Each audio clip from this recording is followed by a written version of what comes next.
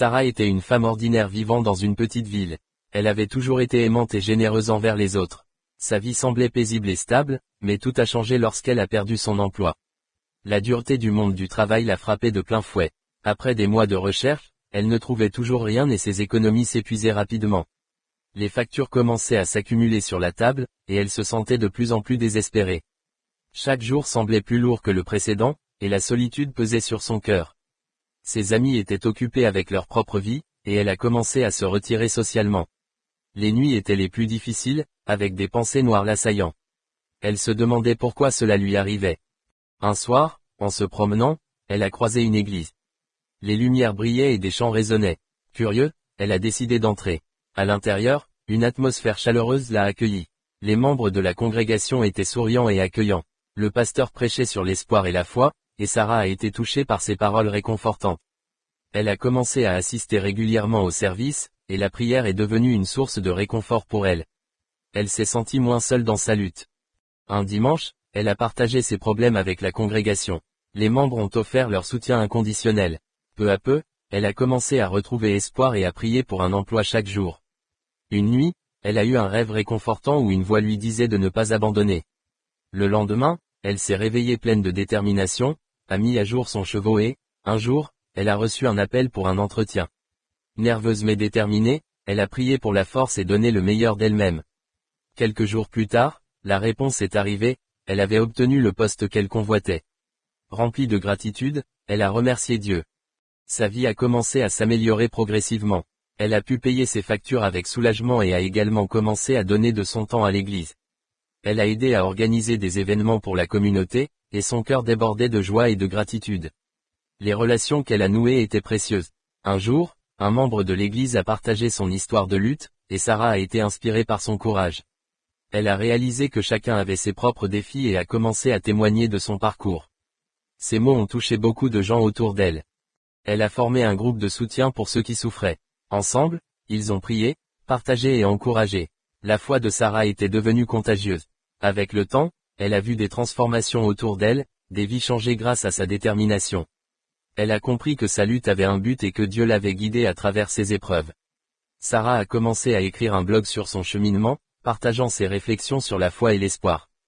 Les témoignages affluaient chaque semaine, et les lecteurs se reconnaissaient dans ses mots. Sa communauté a grandi, unie par des expériences similaires. Elle a organisé des rencontres mensuelles à l'église où les gens venaient de partout pour partager leurs histoires. Ensemble, ils priaient pour des miracles. Les rencontres apportaient du réconfort et de la joie. Sarah a réalisé qu'elle avait trouvé sa vocation et a décidé d'étudier le conseil spirituel. Son désir d'aider les autres grandissait chaque jour. Elle s'est inscrite à des cours en ligne, et les enseignements lui ouvraient les yeux. Elle a appris à écouter et à guider. Son groupe de soutien est devenu une véritable famille, partageant rires et larmes. Chaque histoire était unique et précieuse, et les membres se soutenaient mutuellement.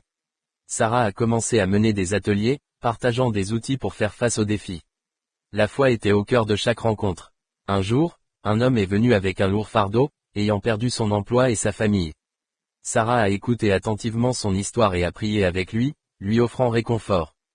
Ensemble, ils ont cherché des solutions, et avec le temps, l'homme a retrouvé un emploi, sa gratitude envers Sarah était immense. Ces moments lui rappelaient pourquoi elle faisait cela. La foi avait le pouvoir de changer des vies. Sarah a décidé d'organiser une retraite spirituelle. Les participants ont partagé leurs luttes et leurs espoirs, et les prières résonnaient dans la salle. Les témoignages de vie ont touché les cœurs, et Sarah a vu le changement dans les visages des gens. Ils se regardaient avec des yeux pleins d'espoir. La retraite a renforcé la communauté, et les liens se sont approfondis grâce à ces moments. Chaque participant est reparti transformé, et Sarah a compris que l'amour pouvait transformer des vies. Elle a continué à écrire et à partager. Son blog est devenu un espace de partage où les lecteurs se connectaient à travers les mots. Sarah a décidé de parler dans des écoles pour inspirer la jeunesse. Les étudiants l'écoutaient avec attention, et elle a partagé son message d'espoir. La foi pouvait les guider à travers les défis, et les élèves ont commencé à poser des questions. Sarah a répondu avec enthousiasme, voyant des étincelles d'inspiration dans leurs yeux. Elle a compris qu'elle pouvait faire une différence. Un jour, elle a été invitée à un podcast où elle a partagé son parcours avec des milliers d'auditeurs.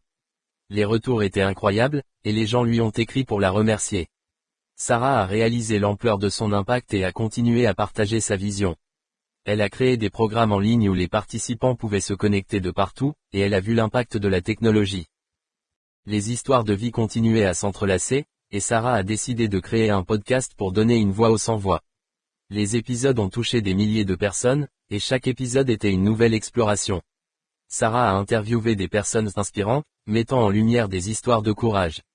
Les auditeurs se sont sentis moins seuls, et la communauté grandissait encore. Sarah a organisé une grande célébration pour honorer les témoignages, et les gens venaient de loin pour participer. Les histoires étaient partagées avec fierté, et Sarah a pris la parole pour remercier tout le monde, soulignant l'importance de la foi. Les larmes coulaient dans l'audience, et l'amour et la gratitude étaient palpables. Un jour, elle a reçu un message d'une ancienne connaissance qui lui a remercié pour son inspiration, partageant comment Sarah avait changé sa vie. Sarah a été émue aux larmes, réalisant que son travail avait un impact profond. Chaque histoire de rédemption était une célébration de la vie. Elle a décidé de faire de la rédaction un engagement et a commencé à écrire son 3e livre, mettant en lumière des histoires de foi. Les lecteurs attendaient avec impatience sa prochaine œuvre, et Sarah a continué à se former et à apprendre. Elle savait que sa mission était loin d'être terminée, et chaque jour était une nouvelle occasion de faire le bien. Elle a prié pour la sagesse et la direction, et sa foi l'a guidée à chaque étape. Sarah a compris que son parcours était un cadeau et a choisi de vivre chaque jour avec gratitude.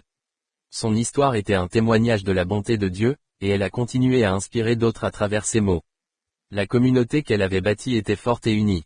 Sarah savait que l'amour et la foi pouvaient changer des vies, et ainsi, son voyage de rédemption continuait, plein d'espoir et de lumière.